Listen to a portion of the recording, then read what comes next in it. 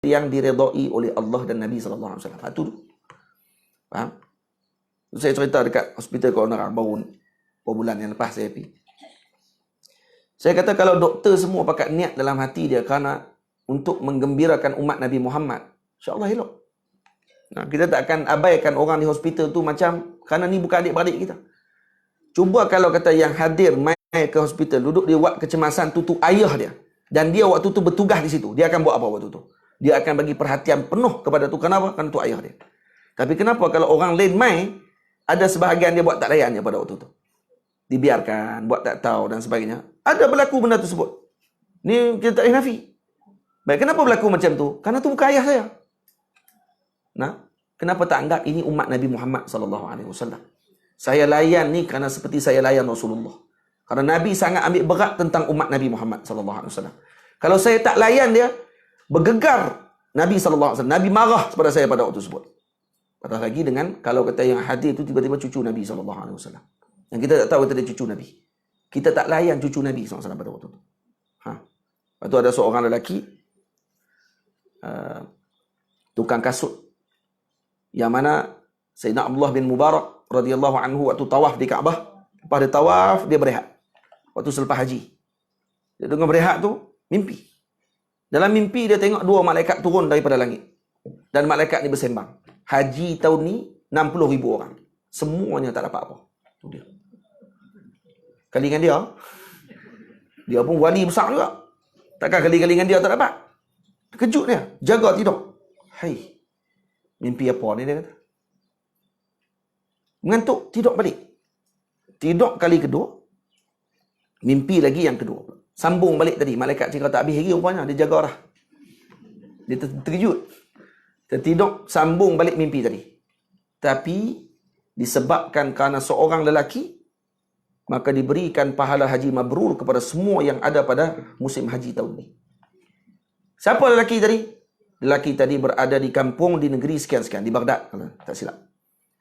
Sayyidina Abdullah bin Mubarak dah selesai dah haji waktu tu. Terus bersiap kenderaan dia, keluar, pergi ke Baghdad.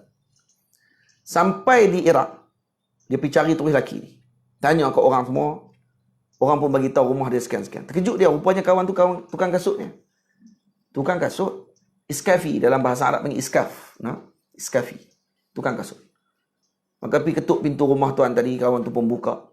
Dia pun peluk lelaki tadi dan dia bagi tahu kata, "Tuan, saya nak ucap terima kasih banyak-banyak kerana tuan lah orang pada haji tahun ni dapat mabrur semua." Terkejut dia ni.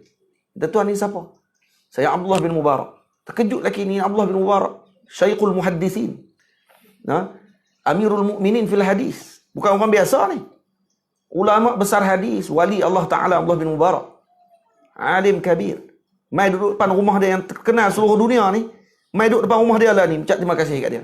Gila. Nah. Kalau kita, Pak Tih Mat mai depan rumah pun dah ketak kaki dah. Tu orang tua-tua yang mai.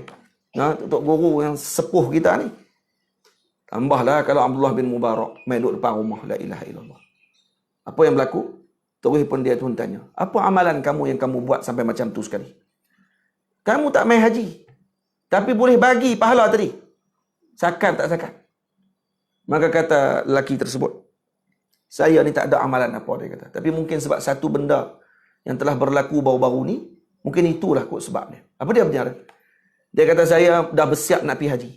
Yang telah saya kumpul duit 40 tahun. 40 tahun, tuan-tuan. Bukan sikit. 40 tahun kumpul duit, duk jahit kasut. Jahit kasut, kumpul. Jahit kasut, kumpul. 40 tahun. Untuk nak pergi haji. Dan malam saya dah bersiap nak pergi haji. Kebetulan isteri saya mengandung pada ketika tersebut. Dan waktu tu terbau bauan daripada sebelah jiran rumah saya ni, bau makanan. Sampai dekat rumah saya dan saya terbau. Bila bau makanan tadi rasa sedap, perempuan mengandung dan dah mengidam waktu tu. Teringin nak makan makanan tu. Orang perempuan macam tu lah kan. Tengok buah anggur dalam internet pun, teringin anggur ni. Anggur tak apa lagi, kalau minta benda lain jenuh kita. Teringin nak makan rusa putih. Mampu. Rusa putih. Cari kat mana ni? Ada masuk dalam hutan, nak jumpa kelibat pun payah. Putih pula tu. Jenuh bocak atas pucuk rusa tu. Melih depan dia. Ada seorang teringin nak makan sate kajang. teringin nak makan sate kajang. Tok lelaki kata jenuh, kita duduk kat Kedah ni, sate kajang tu. Pi lah beli, keluar tengah malam tu keluar, pi cari, pi jalan tu buat balik. Dia kata ni bukan sate kajang. Saya nak sate kajang. Hak kajang punya. Kajang tu. Oh, kata jenuh jenis ni. Keluar pi kajang. Pi naik juga kereta pi kajang. Isteri punya pasal. Tapi takkan nak beli 10 batang. 10 cucuk. Beli buat kenduri terus. Beli balik buat kenduri kat kampung. Bini makan secucuk je.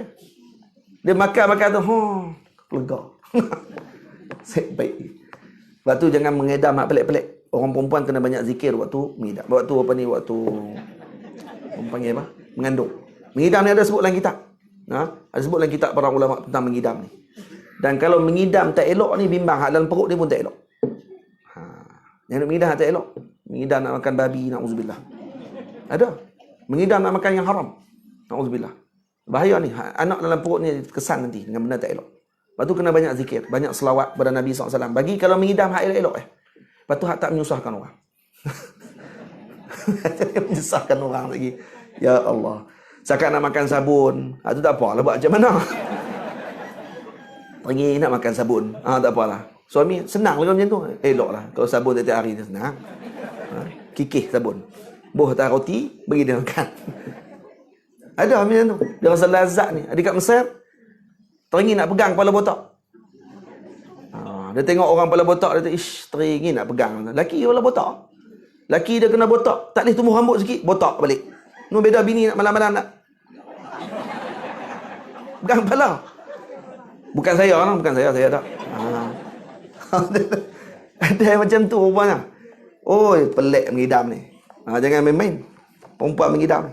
Sebab tu orang perempuan kena banyak selawat, banyak zikir. Tu ubat dia. Kalau tidak dia akan minta pelik-pelik. Dia kata ni sebab perempuan dia ada 2 jantung waktu tu. Dan tu keinginan hak di dalam. Tu kena minta kepada Allah Taala bagi jaga perasaan kita waktu tu. Baik. Jadi bila dah mengidam, kawan dia pun keluar dah pergi rumah jiran dia. Jiran dia ni perempuan kematian suami. Ada anak ramai. Dia pun pergi jumpa di jiran dia ni pun minta izin. Dia kata, boleh tak puan bagi kat saya sikit hak yang puan masak. Menangis perempuan. Dia kata, tuan, makanan yang kami makan ni halal bagi kami, haram bagi kamu. Dia kata, macam mana halal bagi kami, kamu haram bagi kami. Kamu Islam, kami Islam. Dia kata, ya tuan, kami ni dah berapa hari tak makan, kata dia. Saya ni berapa hari dah tak makan dengan anak-anak. Anak-anak saya dia lapar, menangis setiap malam. Jadi saya jumpa bangkai keldai tepi jalan. Saya kerat bangkai tadi, bawa balik, bakar dan juga masak sup untuk anak-anak saya makan. Bila anak-anak saya tengok makanan dah terbakar waktu dah masak elok, tidur mereka. Kerana nampak makanan dah masak sebab berapa hari dah tak masak. Jadi bila nampak masakan tu tadi dah tengah masak, saya pun beritahu kat mereka, sabar saat lagi makanan masak. Akhirnya dia tidur. Dan itu kami akan makan lagi. Lepas tu saya kata ini adalah makanan haram bagi kamu, halal bagi kamu. Kerana keldai tak boleh makan, haram. Menangis lelaki ni. Dia kata, saya boleh biarkan jiran saya lapar, saya nak pergi haji. Terus dia pergi ambil duit dia. Kalau kita, kalau tu kita fikir apa? Bagilah dalam 2 dirham, 3 dirham jadilah. Beda nak beli makanan hari tu. Lepas tu hak lebih tu pergilah haji. Tak, dia bagi semua. Dia kata hak duit 40 tahun dia kumpul tu, puan ambil lah duit ni. Saya bersalah kalau saya pergi haji, puan apa? Bagi jamu makan pada waktu tersebut. Dan kemudian dibagi duit tu semuanya, suruh beli makanan, jangan lapar lagi. Haram bagi saya jiran kamu, tak tahu kata jiran ni dalam keadaan lapar. Kita kena tengok macam tu tuan-tuan. Jiran kita. Kita kalau nak pergi umrah tiap-tiap tahun. Hak mutawih lain lah orang bawa. Dia pergi pri je. Hak ni hak jenis tiap-tiap tahun aja nak pergi umrah. Boleh tak? Ada 2 keadaan. Tak boleh kata tak boleh juga. Ada orang yang kita tak tahu, kata mungkin dia sedekah kat tempat lain. Tapi nak kena sedekah ni, sedekah kat tempat yang kita tahu dulu, jelas-jelas. Sebab tu yang nak buat korban, pergi merata-rata ni, lebih baik buat kat tempat dulu sendiri. Sebab dia tahu lagi tempat dia macam mana, siapa yang perlu. Lain dah habis dah tempat dia kampung, semua dapat dah daging. Dan semua dah rasa dah dapat dah.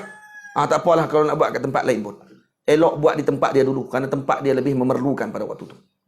Dan duit daripada kita bagi kat orang lain kita tak kenal, lebih baik kita bagi kat orang yang kita kenal, betul jiran kita, tengok dia memang tak ada duit, bagi kat dia zakat.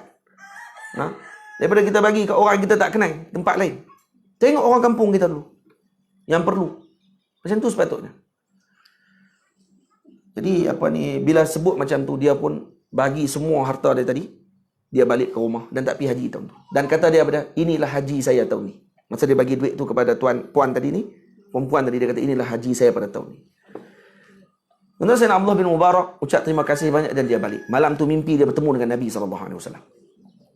Nabi kata, kalau kamu nak tahu siapa yang dia bantu tu, itu cucu aku, kata Nabi SAW. Karena dia bantu cucu aku, maka aku berikan kepada dia, dan Allah Ta'ala berikan kepada dia kelebihan yang luar biasa. Tuan-tuan yang dirahmati Allah Ta'ala sekalian, kita tak tahu kita bantu siapa sebenarnya.